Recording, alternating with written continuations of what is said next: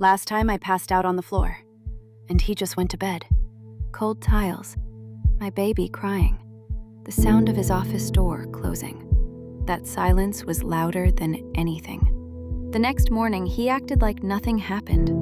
I said, "I went to the hospital." He said, "You're being dramatic." It wasn't the first time he made me feel small for being sick. When I asked, "Why did you leave me there?" he snapped, "You should have told me what to do." I froze. My body felt heavy, like I never got up from that floor. Someone once said, "Numbness is your body protecting itself." And for the first time, I believed that. The doctor said, "Your blood pressure is high. It could be your heart. You should see a cardiologist." Heart. The word hit me harder than any diagnosis. I told his mom. She sighed. Poor him. He'll be stressed. Poor him. It felt like watching a fire and hearing people worry about the flames. That's when I cracked. So I took a day, just for me and my baby. The park, the library, sunlight on her little hands. For a few hours, I could breathe. But that peace ended the moment I walked back through the door. That night, I came home with pizza. He was cleaning too loud, muttering under his breath. Then he said, "You've gotten lazy." Marriage is a two-way street. I said softly, "I cook. I clean. I work. I raise our child. How is that lazy?" The air went still. He glared and threw a plate. Then another. And another. That crash was the sound of something ending. After that night, I planned. I read everything I could. I listened to strangers who sounded like angels.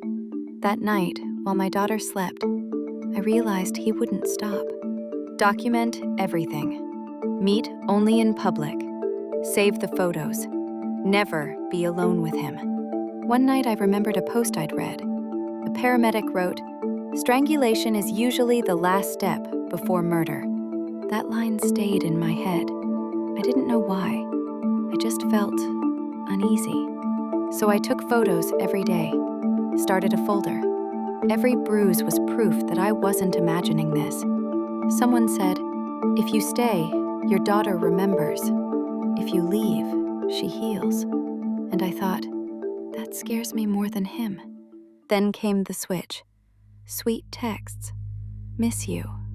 Let's talk." When I didn't respond, he snapped. He started throwing dishes again. Then he reached for my throat.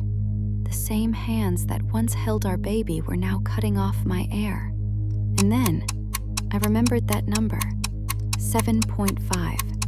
Victims of strangulation are 7.5 times more likely to be killed by the same partner. That number wasn't a warning anymore. It was a countdown. I fought back. I called the police. My baby was crying. The neighbors were knocking. He said I did it to myself, but the bruises told the truth. My body spoke louder than my voice ever could. A social worker told me later, "You can't love the violence out of a man who wants control." Now I understand that. Now I'm at my grandma's. It smells like soap and quiet safety. There's a restraining order, a hearing soon, photos saved, reports printed, therapy next week.